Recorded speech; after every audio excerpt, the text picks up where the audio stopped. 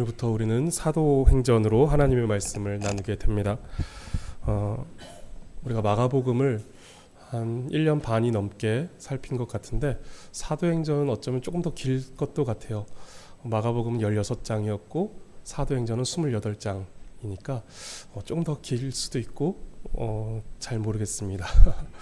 꽤 오랫동안 이제 우리가 사도행전을 통해서 하나님의 말씀을 나누게 될 텐데 사도행전의 말씀을 이제 꼼꼼히 살펴나가면서 또 교회를 통해 그리고 복음의 증인된 우리를 통해서 성령께서 하시고자 하시는 그 놀라운 일들을 깨닫게 되기를 바라고, 또한 우리를 통해 하나님의 큰 일을 이루어 가시는 성령님을 생생하게 목도하고 또 경험하게 되는 시간들이 되기를 바라겠습니다. 이제 사도행전을 볼 건데, 사도행전을 설교하시는 분들이 꼭 시작 그 첫 설교 때 이 말씀을 꼭 하시더라고요. 사도행전은 누가 썼나요? 이런 질문하지 않겠습니다. 너무 오래된 유머여서 그죠? 누가복음 누가 썼나요? 사도행전 누가 썼나요? 누가 썼나요? 누가가 썼죠. 결국은 이 오래된 유머를 하게 됐는데, 사도행전은 누가가 썼습니다. 누가가. 신약 성경에는 누가가 쓴 책이 한 권 더 있는데 방금 말씀드렸던 누가복음입니다. 그러니까 이 두 권의 책, 누가복음과 사도행전은 누가라는 이 한 사람의 저자가 기록한 두 권의 역사책입니다. 그래서 어떤 분은 이것을 이제 상권과 하권이다. 누가복음이 상권이고 사도행전이 하권이다. 그래서 이 한 권의 책이다라고 해서 이렇게 말씀하시기도 합니다. 이 두 권은 예수님의 승천을 기준으로 나뉩니다. 상권인 누가복음은 예수님께서 승천하시기 전까지의 사역을 기록한 책입니다. 다시 말해서 성육신하신 예수님께서 이 땅에서 직접 행하시고 가르치신 지상사역을 기록한 책입니다. 우리는 이제 다른 복음서를 통해서 그 내용들을 살폈죠. 마가복음을 통해서 그것을 살폈는데, 어쨌든 이제 누가복음은 예수님께서 승천하시기 이전까지의 어떤 지상사역에 대한 기록입니다. 반면 이제 하권인 사도행전은 예수님께서 승천하셔서 하나님 우편에 앉으신 이후의 사역을 기록한 책입니다. 예수님은 더 이상 육신으로 이 땅에서 활동하지는 않으시지만 성령님을 보내셔서 교회를 통해 계속 일하십니다. 그런 의미에서 사도행전은 승천하신 예수님의 천상사역이 성령을 통해 역사 속에 나타나는 기록이다라고 이렇게 할 수 있습니다. 이 점은 이제 사도행전을 우리가 이해하는데 매우 중요한 핵심 포인트가 됩니다. 사도행전은 제목 때문에 마치 사도들이 활약한 것을 기록한 책으로 이해될 수 있습니다. 그러나 이제 실제로 보시면 모든 사도가 이제 골고루 등장하는 것도 아닙니다. 사도들이 대부분은 등장하지 않고 초반에 베드로와 요한이 조금 등장하는 것 같다가 요한도 그 뒤에는 이제 등장하지도 않습니다. 1장부터 12장까지는 주로 베드로의 사역이 이제 주를 이루고 13장부터 28장까지는 바울의 사역이 중심을 이루면서 기록이 됩니다. 그렇다면 사도행전의 주인공은 베드로와 바울일까요? 그렇지 않다는 것이죠. 베드로와 바울은 하나님께서 사용하신 어떤 귀한 종들이지만 그들 자신이 사도행전의 중심은 아닙니다. 그들은 하나님의 구원 역사를 이루기 위해 사용된 도구일 뿐입니다. 사도행전의 진정한 주인공은 승천하셔서 하나님 우편에 앉아 계신 예수 그리스도이십니다. 예수님께서는 약속하신 성령을 보내시고 하늘 보좌에서 교회를 위해 중보하시며 만물을 주권적으로 다스리시면서 구원의 역사를 계속 이루어 가십니다. 이 땅에 계실 때는 어떤 지상의 사역들로 인해서 예수님께서 직접 육신을 가지시고 이 땅에서 그 복음의 일들을 행하셨다라면, 지금은 그 승천하신 이후에는 하늘 보좌, 하나님 우편에 앉아서 천상 사역으로서 그 복음의 사역들을 계속 해나가신다라는 것입니다. 그런 의미에서 이제 사도행전은 사도들의 어떤 행적을 기록했다라기보다 천상에서 하나님께서 계속해서 이 땅에서 행하셨던 그 복음의 일들을 천상에서 계속 이어가고 계시는 일들을 기록했다. 다만 이제 사도들을 통해서 교회를 통해서 이루어가시는 그리스도의 사역이 복음의 사역이다라는 것을 이제 우리가 생각해야 하는 것입니다. 사도들은 그리스도의 명령에 순종하여 쓰임받은 일꾼이었고 교회는 그리스도께서 역사하시는 통로였습니다. 이것은 오늘날 교회에도 그대로 적용됩니다. 오늘날 교회 역시 역사의 주인공이 아닙니다. 교회는 예수님께서 사용하시는 도구이며 성도는 그분의 손에 붙들린 일꾼들입니다.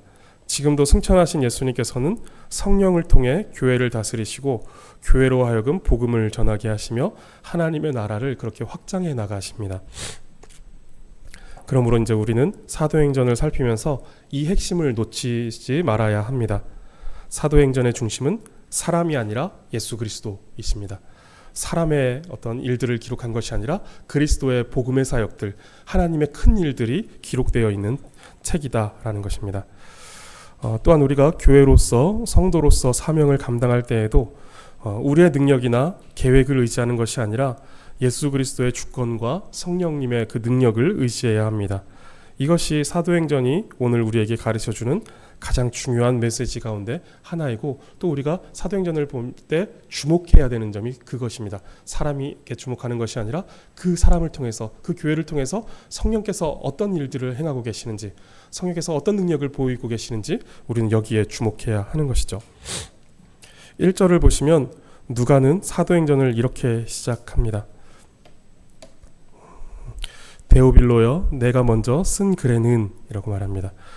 누가는 이 글의 1차 수신자, 1차 독자가 누구인지에 대해서 말해줍니다. 데오빌로라고 하는 사람인데 보시면 내가 먼저 쓴 글에는 이라고 말하고 있습니다.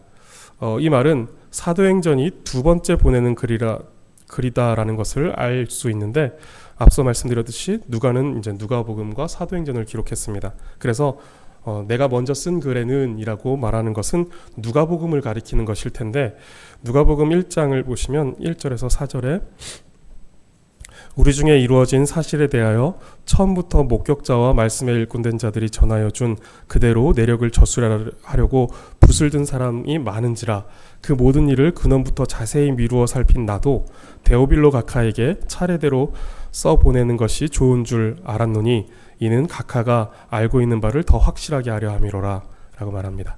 그래서 누가복음도 보면은 처음 그 누가복음의 첫 부분에 1차 수신자가 데오빌로라는 것을 말해줍니다. 근데 그렇다고 해서 이제 이 사도행전과 이 누가복음이 데오빌로 한 사람을 위한 책이다라고 볼 수는 없습니다. 그 한 사람 보라고 쓰여진 책이 아니다라는 것입니다.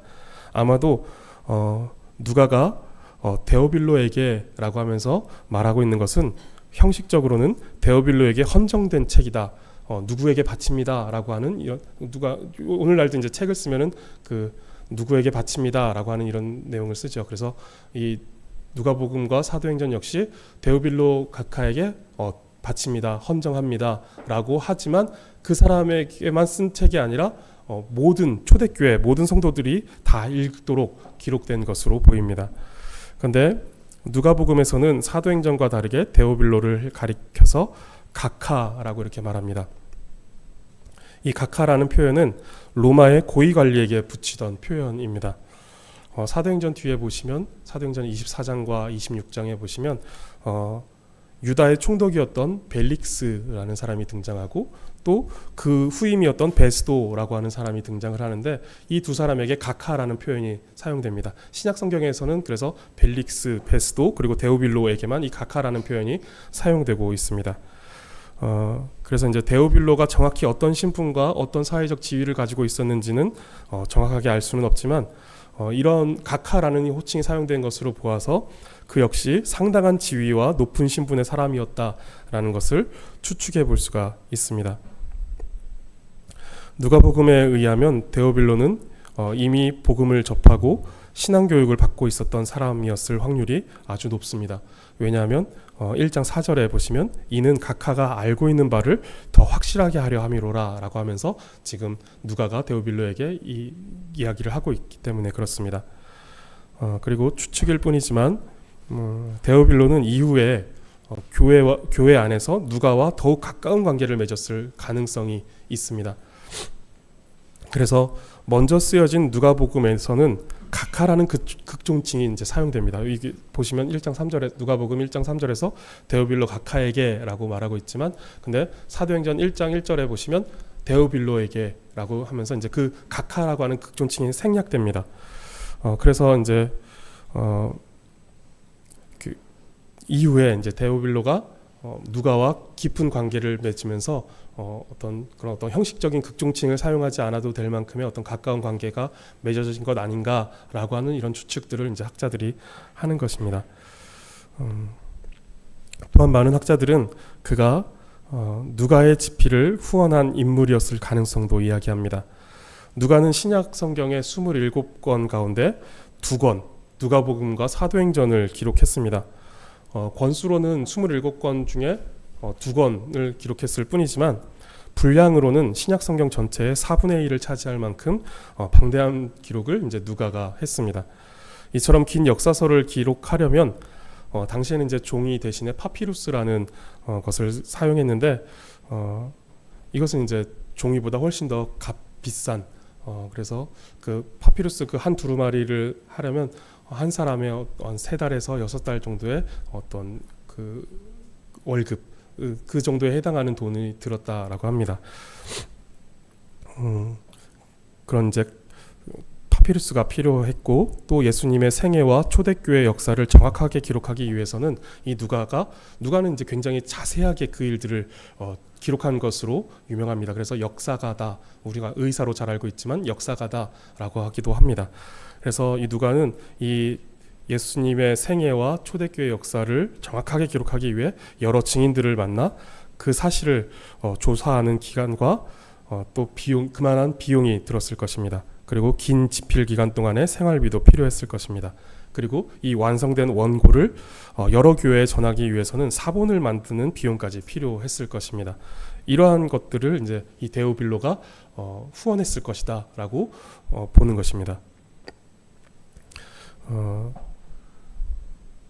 물론 이제 성경은 이것을 이제 직접 말하고 있지는 않기 때문에 데오빌로가 누가의 후원자였다라고 이렇게 단정 지을 수는 없지만 충분히 이제 그런 가능성을 우리가 생각해 볼 수는 있다는 것이죠.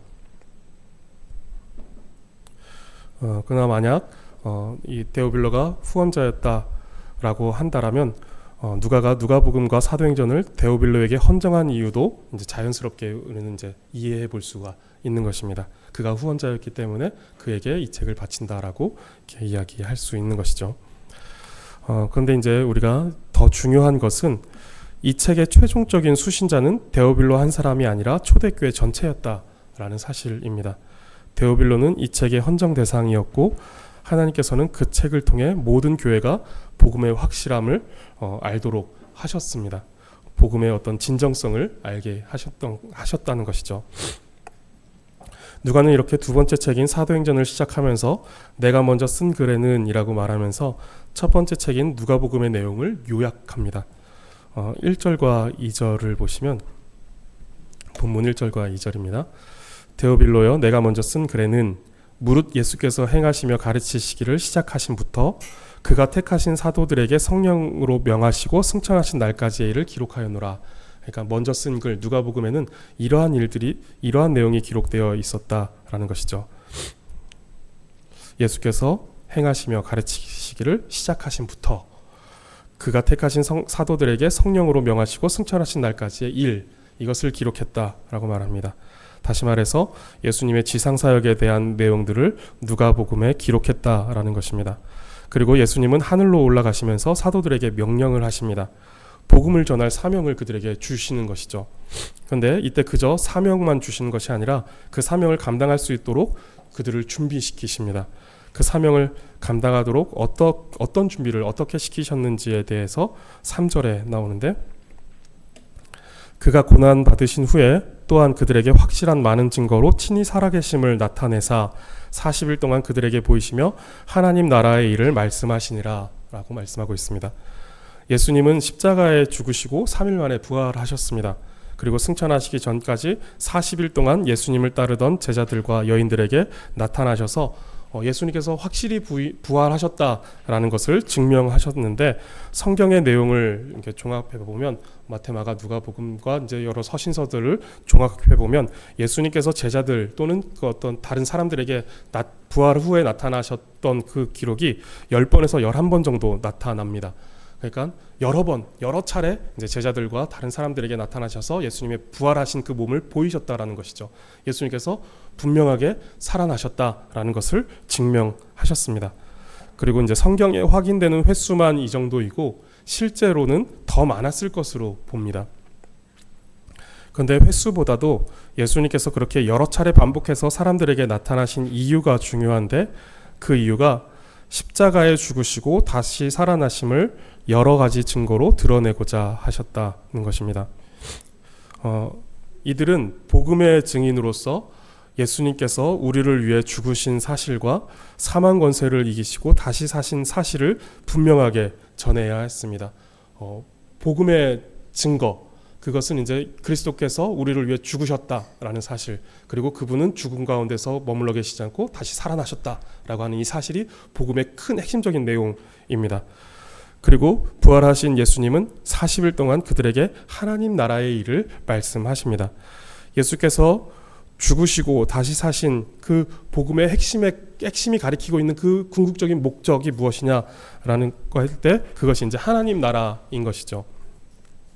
복음이 지향하는 지향점에 하나님 나라가 있는 것입니다. 그래서 예수님은 승천하시기 전 마지막 40일 동안 제자들에게 하나님의 나라를 가르치셨습니다. 예수님께서 가르치신 하나님 나라의 일은 무엇일까요? 대략 6가지의 내용으로 정리돼 볼 수가 있는데, 먼저는 예수님께서 세상에 오심으로 하나님의 나라가 도래했다라는 것입니다. 이것이 이제 예수님께서 제자들에게 가르치신 하나님 나라에 대한 내용입니다. 우리는 하나님 나라에 대해서 이런 표현을 사용합니다. 이미 임한 하나님의 나라, 그리고 다가올 하나님의 나라, 그리고 그래서 이미와 아직의 긴장 상태에 있다. 우리가 그 긴장 상태 속에 살아간다라고 이렇게 말하기도 하죠. 표를 보시면 이 세상이 있습니다. 우리가 살아가는 세상이 있고 하나님의 나라가 이제 예수 그리스도로 인해서 이 세상 가운데 들어왔습니다. 그런데 완벽하게 들어온 것이 아니죠. 그래서 이 교집합 부분이 이제 이미와 아직의 긴장 상태에 있는 것이죠. 이미 이 세상 가운데 하나님의 나라가 들어왔는데 아직은 다 들어온 것이 완전한 상태로 들어온 것이 아니다라고 말하는 것입니다. 그렇다라고 해서 우리가 경험하는 하나님의 나라가 불완전한 하나님의 나라라는 것이 아니라 완벽하게 하나님의 나라로 이제 만들어진 우리의 죄, 또 우리의 죽음, 이런 것들이 이미 다 끝나버린 상태로 들어와 있는 하나님의 나라가 아니라 여전히 그러한 모습이 남아있는 상태 속에서 하나님의 나라가 들어왔다라는 것을 말하는 것이죠. 그래서 우리는 이미 임한 하나님의 나라를 적극적으로 살아가고 다가올 하나님의 나라를 준비하며 살아갑니다. 복음은 우리에게 이제 이 사실을 가르쳐 주고, 또 예수님께서는 하나님의 나라에 대해서 이것을 말씀하셨죠. 이것은 이제 우리가 마가복음 초반에 예수님께서 복음을 전파하시면서 하나님의 나라가 가까이 왔다라고 말씀할 때 나눴던 내용입니다. 그리고 두 번째로 이제 하나님의 나라를 가르치신 내용은 구약 성경은 모두 예수님을 가리킨다라고 하는 것입니다. 그래서 이 내용은 이제 누가복음 24장 끝에 보시면 예수님께서 제자들 11제자에게 나타나셔서 하나님 나라에 예수님께서 말씀하시는 내용인데, 거기에 이제 하나님의 나라에 대한 내용들이 이제 설명되어 있는 것입니다. 그래서 누가복음 24장 44절을 먼저 보시면 또 이르시되 내가 너희와 함께 있을 때에 너희에게 말한 바 곧 모세의 율법과 선지자들과 시편에 그러니까 구약 성경을 가리키는 거죠. 구약 성경에 나를 가리켜 기록된 모든 것이 이루어져야 하리라 한 말이 이것이니라라고 말씀합니다. 그래서 예수님은 제자들에게 구약의 모든 성경이 자신을 가리킨다고 설명하셨습니다. 구약 성경은 하나님 나라 그 자체이신 예수님에 대하여 말씀하고 있고, 그 하나님의 나라이신 예수님께서 이 세상에 오셨다라는 사실과 그 나라로 자기 백성을 부르신다라는 이 사실에 대해서 예수님은 가르치신 것입니다. 세 번째로 십자가와 부활이 하나님 나라의 중심 사건이다라는 것을 가르치셨습니다. 역시 누가복음 24장 46절 말씀을 보시면 또 이르시되 이같이 그리스도가 고난을 받고 제3일에 죽은 자 가운데서 살아날 것과 라고 하는 이 내용을 가르치십니다. 그리고 네 번째로 죄사함을 받는 회개의 복음이 모든 민족에게 전파되어야 한다라고 가르치십니다. 47절 말씀을 보시면 또 그의 이름으로 죄사함을 받게 하는 회개가 예루살렘에서 시작하여 모든 족속에게 전파될 것이 기록되었으니 라고 말씀합니다. 다섯 번째로 교회는 하나님 나라를 증언하는 공동체다라고 하는 것을 가르치십니다. 그래서 48절을 보시면 너희는 이 모든 일의 증인이라 라고 하면서 이제 사도들에게 말씀하시는 것이죠. 여섯 번째로 이 모든 일은 성령의 능력으로 이루어진다라는 것을 가르치십니다. 그래서 49절에 보시면 볼지어다 내가 내 아버지께서 약속하신 것을 너희에게 보내리니 너희는 위로부터 능력으로 입혀질 때까지 이 성에 머물라 하시니라. 그러니까 약속하신 것, 성령님을 말씀하시는 것이죠. 위로부터 성령님이 오시면 능력을 얻게 될 것이니 이 성 예루살렘에 머물러서 성령의 오심을 기다려라 라고 말씀하십니다. 예수님은 부활하시고 승천하시기 전까지 40일 동안 제자들을 여러 차례 만나시면서 그들에게 예수님의 죽으심과 부활하심에 대한 많은 증거를 나타내 주셨고 하나님 나라의 일들을 가르치셨습니다. 사도행전은 예수님께서 40일 동안 증명하시고 가르쳐 주신 복음과 하나님의 나라를 성령님께서 사도를 통해 그리고 교회를 통해 실행해 나가시는 역사인 것입니다. 그래서 우리가 앞서 이게 살펴봤던 6가지 내용은 사도행전에 이제 그대로 나타납니다. 그대로 나타나서 하나님의 나라가 어떠하다, 하나님의 나라를 어떻게 증거했다라고 하는 것이 이제 그대로 보여집니다. 본문 1절과 2절은 사도행전의 서문으로 수신자와 앞서 기록한 글의 요약을 기록하였습니다. 그 내용은 예수님께서 행하시며 가르치신 일이 기록되어 있고 승천하시기 전 제자들에게 맡기신 사명에 대한 내용이 기록되어 있습니다. 그리고 3절은 그 사명을 40일 동안 준비시키는 일에 대해서 말씀해 주십니다. 그리고 사도행전은 그 가르치신 것의 실천, 순종의 내용이다라는 것이 이제 기록이 됩니다. 그리고 이제 4절과 5절을 보실 텐데 이 4절과 5절은 그 실전에 투입되는 제자들에게 한 가지를 더 말씀하십니다. 복음의 증인으로 훈련을 받고 교육을 받고 수많은 증거들을 수집해 둔 것으로 다 된 것이 아니라는 것입니다. 예수님께서 40일 동안 40일보다 그 이전에 3년 동안 제자들을 데리고 다니시면서 하나님 나라를 가르치셨고 또 하나님의 나라를 직접 목격하게 하셨죠. 그리고 죽으시고 부활하신 그 40일 동안에도 제자들을 만나시면서 부활에 대해서 분명한 증거를 나타내 보여주셨고 하나님 나라에 대해서 또 그것을 가르치셨죠. 요약 정리해서 가르치셨겠죠. 그렇게 가르치셨습니다. 그렇게 훈련되고 교육을 받고 수많은 증거들이 수집되었지만 그것으로 다 된 것이 아니다라고 말씀하시는 것입니다. 복음의 증인에게 가장 중요하고 절대적으로 필요한 것이 있다는 것을 말씀해 주시는 것입니다. 4절을 보시면 사도와 함께 모이사 그들에게 분부하여 이르시되 예루살렘을 떠나지 말고 내게서 들은 바 아버지께서 약속하신 것을 기다려라. 그러니까 준비되었지만 그 준비된 것으로 바로 가라라고 말씀하시지 않고 기다려라라고 말씀하시는 것입니다. 아직 복음을 전하러 떠날 완전한 준비가 된 것이 아니니 기다려라는 것이죠. 완전한 준비가 되려면 아버지께서 약속하신 것을 받아야 한다는 것입니다. 5절을 보시면 그것이 무엇인지를 말씀하시는데 요한은 물로 세례를 베풀었으나 너희는 몇 날이 못되어 성령으로 세례를 받으리라 하셨느니라. 이제 사도행전 2장 마가의 다락방에서 있었던 성령 강림 사건을 이야기하는 것이죠. 성령을 보내주시겠다. 성령으로 세례를 주실 것인데 이제 그것을 기다려라라고 말씀하십니다. 아무리 훈련되고 교육이 되고 증거를 많이 가지고 있어도 그것으로는 부족하다. 성령으로 세례를 받아야 한다라고 말씀하시는 것입니다. 우리가 복음의 증인으로 살아간다라고 할 때 가장 중요하고 결정적인 준비는 성령으로 세례를 받고 성령으로 충만해지는 것입니다. 성령께서 우리 가운데 임하셔서 우리 안에 내주하시면서 그 복음의 일들을 성령께서 친히 행하셔야 한다라는 것입니다. 복음을 증거하고 모든 민족을 제자로 삼는 일은 근본적으로 사람의 능력, 사람의 지혜로 되는 것이 아니라 성령의 능력과 성령의 지혜와 성령의 사역으로 이루어지는 것이기 때문에 그렇습니다. 그래서 예수님은 제자들에게 훈련도 됐고 교육도 됐고 증거도 이제 충분히 너희에게 주어졌으니 지금 바로 나가서 이제 준비된 것들을 실현해라, 실천해라, 순종해라, 복음을 증거해라 라고 하지 않으셨습니다. 먼저 예루살렘에 머물러서 아버지께서 약속하신 성령을 기다려라 라고 명령하십니다. 증인의 사명보다 먼저 필요한 것은 성령의 임재였습니다.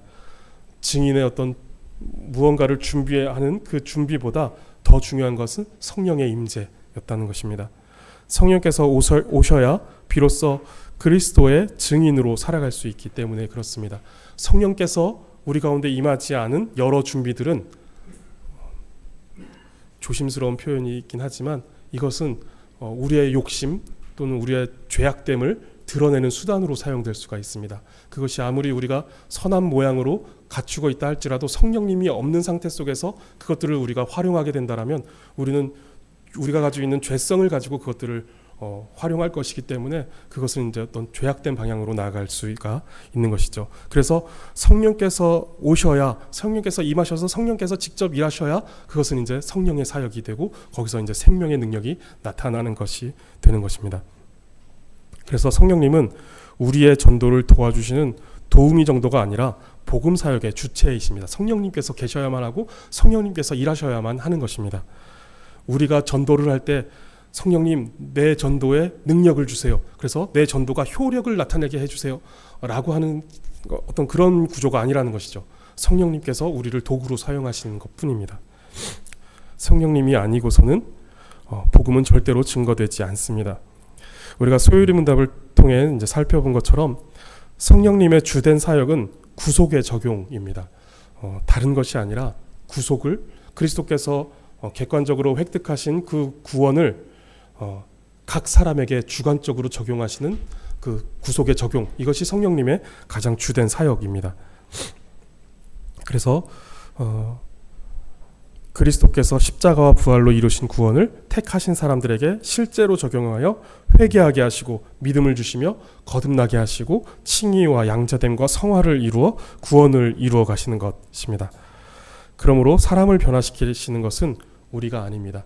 소요리 문답에서도 모든 그 구원의 모든 사역들이 다 성령의 사역이다라고 말하고 있죠. 사람을 변화시키는 것은 우리가 하는 일이 아니라 성령께서 하시는 일입니다. 우리의 역할은 그리스도를 증언하는 것이고 사람의 마음을 열어 그 증언을 믿게 하시고 그리스도께 나와 믿음을 고백하게 하시는 분은 성령님이십니다. 그래서 교회는 자신의 능력이나 경험과 지혜를 따르는 어떤 방법론에 의존하지 않고 성령님을 의지하며 복음을 전해야 합니다. 그래서 우리는 이것을 매우 주의해야 합니다. 어떤 방법론에 의지해서 교회를 운영하고 사명을 감당하고 또 우리의 신앙생활을 하고 하는 일들을 주의해야 한다는 것이죠. 이제 한국 교회는 역사가 100년이 훨씬 넘었습니다. 그 시간 동안 이제 우리가 말도 안 되는 놀라운 부흥을 한국 교회는 경험하기도 했습니다. 1907년 평양대 부흥, 그것이 이제 전 세계적으로도 모든 역사를 통틀어서도 정말 놀라운 부흥의 역사가 한국 교회에서 있었죠. 그리고 일제강점기와 6.25 전쟁과 같은 큰 시련도 겪었고 오랜 가난을 극복하는 시간도 한국 교회 안에 있었습니다. 그때마다 한국 교회는 기도하고 또 성령님을 의지했습니다. 그래서 그 모든 일들을 또 잘 이겨나갈 수 있었죠. 그렇게 한국 교회는 점차 성장했고 경험과 지혜가 축적되어 왔습니다. 그렇게 지금의 한국 교회는 선교와 신학 그리고 문서 그리고 문화에 있어서 전 세계 모든 교회에 큰 영향을 끼치고 그것에 대한 이제는 책임을 갖고 있는 나라가 되었습니다. 그만큼 많은 영향력을 갖고 있는 나라 또 한국 교회가 된 것이죠. 그리고 그만큼 이제 오늘날 한국 교회는 굉장히 세련되어졌고 조직과 시스템이 탄탄해졌습니다. 그리고 그 시스템 속에 들어가면 교회라는 그 울타리 속에서 그리고 교회가 행하고 있는 어떤 시스템과 또 그 활동 속에 우리가 들어가면 성경도 잘 배우게 되고 또 봉사도 하게 되고 전도도 하게 되면서 바른 신앙생활을 하게 되는 것처럼 보이는 시대가 되었습니다. 우리는 이제 그런 속에서 살아갔죠. 교회 시스템이 너무 잘 갖춰져 있어요. 그래서 교회 그냥 나와서 교회가 뭐 한다 그러면 거기에 참여하면 성경도 배우게 되고 봉사도 하게 되고 또 전도도 하게 되고 구제도 하게 되고 선교도 하게 되는 그런 어떤 잘 구축된 그 시스템 속에 이제 우리는 신앙생활을 하고 있다는 것입니다. 이사야 시대를 보면 우시야 왕이 통치하던 시절 남유다는 경제적으로 큰 번영을 누립니다. 농업이 발달하고 무역이 활발했으며 국력도 매우 강했습니다. 부족할 것이 없는 풍요를 누렸습니다. 게다가 신앙적으로도 흠잡을 데가 없어 보입니다. 부유한 만큼 무수한 재물과 값비싼 수량 그리고 살찐 짐승으로 하나님께 제사를 드렸고 또 절기를 잘 지켰습니다. 그러나 하나님은 그 재물과 그 제사를 기뻐하지 않으셨습니다. 그것을 가증한 것으로 여기시고 너희가 내 마당만 밟을 뿐이다. 이 성전 문을 누가 닫아줬으면 좋겠다라고 말씀하기도 하시죠. 그들은 불의를 행하고 약자를 압제하면서 종교적 시스템 안에 자신을 집어넣고는 그저 기계적으로 그 제사와 절기를 지키는 것입니다. 그것으로 자신이 바른 신앙을 가지고 있다라고 착각한 것입니다. 그들은 자신이 무엇이 잘못되었는지를 알지 못하고 있죠. 하나님은 이사야 선지자를 통해서 그것을 이제 지적하십니다. 하나님을 사랑하지 않으면서 예배하고 하나님을 의지하지 않으면서 기도하며 하나님의 뜻을 구하지 않으면서 성경을 읽는 것입니다. 하나님을 간절히 찾지 않으면서 신앙의 그 울타리 안에 들어와서 신앙생활을 하고 있는 것이죠. 오늘날의 한국교회는 세련되고 탄탄한 조직과 시스템이 만들어져 있습니다. 그 안에 들어가면 문제없이 바르게 신앙생활을 하게 되는 것처럼 보이는 시대에 우리는 살고 있습니다. 무엇이 문제인가요? 말씀도 1년에 1독은 꼬박꼬박 하고 아침마다 말씀도 묵상을 하고 예배도 드리고 선교도 하고 구제도 하면서 모난 것이 없이 잘 하는 것 같은데 무엇이 문제일까요? 이 자체는 전혀 문제가 되지 않습니다. 1년에 1독 하는 것 정말 중요하죠. 하나님의 말씀을 우리가 꾸준히 성실하게 읽어나간다는 것 매우 중요합니다. 말씀을 묵상하는 것, 구제하고 선교하는 것, 전도하는 것 매우 중요합니다.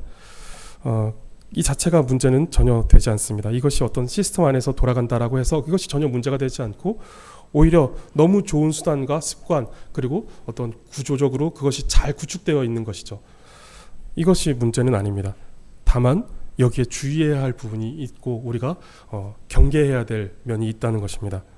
우리는 1907년 평양대부흥을 기억하며 한동안 여러 교회와 단체에서 부흥운동의 바람이 불었습니다.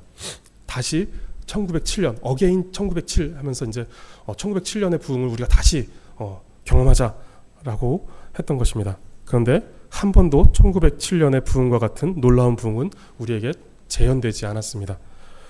부흥이 운동이 되는 순간에 사람의 일이 되어버린 것입니다. 어떤 시스템이 되어버리고 구조 속에서 그것을 돌리려고 하자 그것을 재현하려고 할 때 그렇게 인위적으로 만들려는 시도 속에서 1907년의 대부흥과 같은 부흥은 재현되지 않았습니다. 부흥을 사모하는 일은 귀한 일입니다. 이것은 우리가 늘 사모해야 하는 것이죠. 이 부흥을 우리 가운데 이루어 주시옵소서, 나타내 주시옵소서라고 우리는 날마다 기도해야 합니다. 그러나 부흥을 하나의 프로그램이나 운동으로 재현할 수 있다라고 생각하는 순간 우리는 성령의 주권적인 역사를 인간의 방법 안에 가두려는 위험에 빠질 수 있음을 알고 주의해야 합니다. 다시 한번 말씀드리지만 그러한 운동 자체를 이제 비판하는 것이 아닙니다. 그러한 것들은 우리는 늘 사모하면서 우리는 어떻게 해서라도 하나님의 성령께서 주시는 그 은혜와 부흥을 회복을 경험하도록 우리는 그것을 갈망해야 합니다. 그런데 그 시스템 잘 갖춰진 시스템과 그 프로그램 안에서 우리가 주의하고 늘 우리의 마음에 어떤 긴장을 가지고 있어야 되는 한 가지 사실이 있다라는 것입니다. 그것은 이제 성령님을 구하는 것입니다. 하나님을 구하는 것입니다. 한국교회는 성령님의 강권적인 역사로 아주 큰 부흥을 경험하였고 그 열매를 누렸고 누리고 있습니다.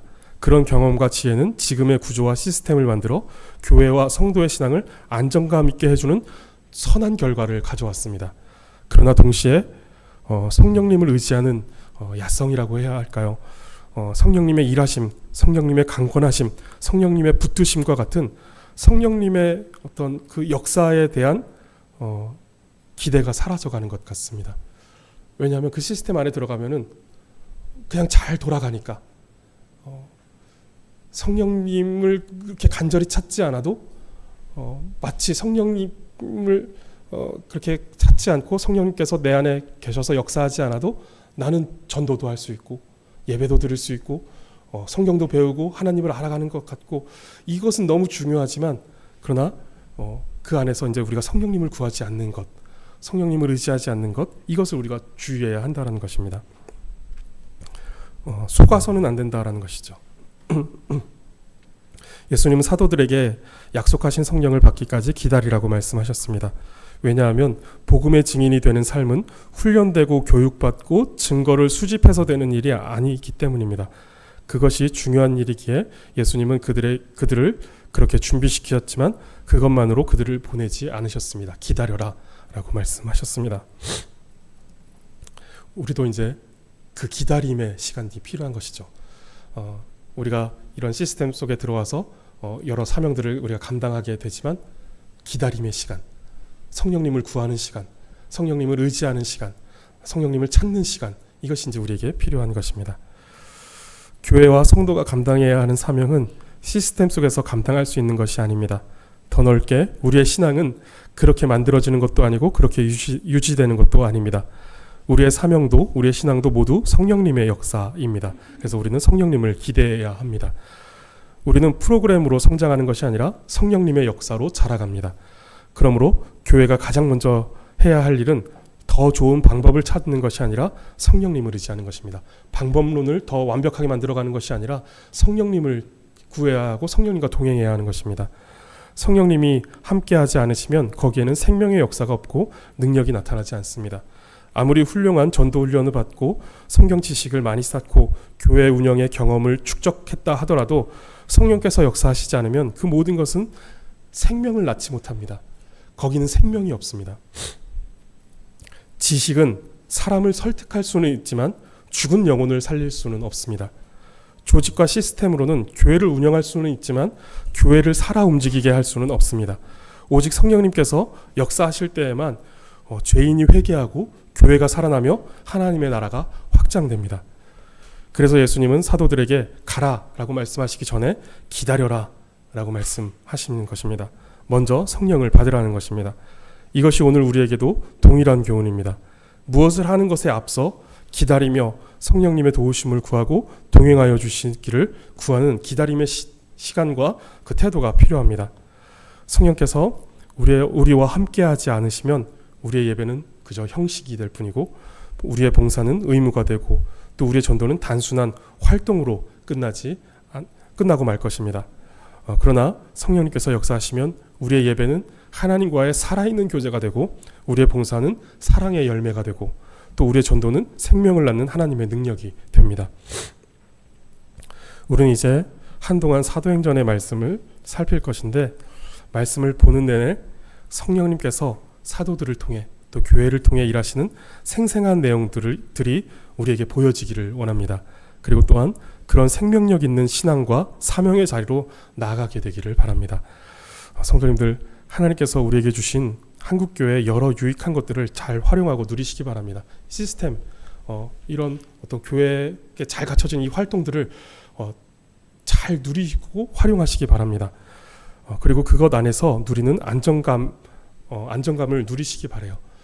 하나님께서 우리에게 이렇게 저희가 우리나라처럼 이렇게 유튜브에 들어가면 이렇게 많은 좋은 하나님의 말씀들이 바른 신학 안에서 또 바르게 선포되어지는 그 하나님의 말씀들이 이렇게 많은 나라가 어디 또 있을까요? 또 이런 시대가 또 어디에 있었을까요?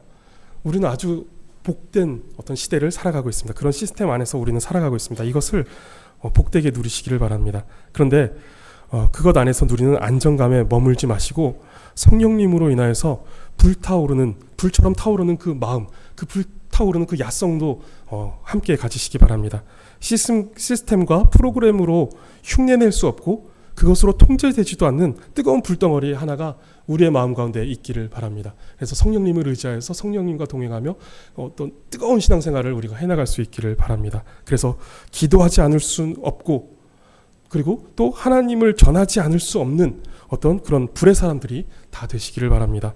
또한 마음은 그렇게 불처럼 뜨겁되 행실은 예수님의 성품을 닮아 따뜻하고 온유함으로 실천하며 성령의 열매를 가득 맺음으로 살리고 살아나는 역사가 우리 삶에 풍성하게 있기를 바랍니다. 우리의 마음은 불처럼 뜨거워야 합니다. 정말 불처럼 뜨거운데 이것이 마구 태워버리는 그런 식으로 표현되는 것이 아니라 예수님의 성품으로 따뜻함으로 온유함으로 이렇게 표현되어져서 살리고 또 우리가 살아나는 그런 성령의 역사가 우리의 삶 가운데 있기를 간절히 바라겠습니다.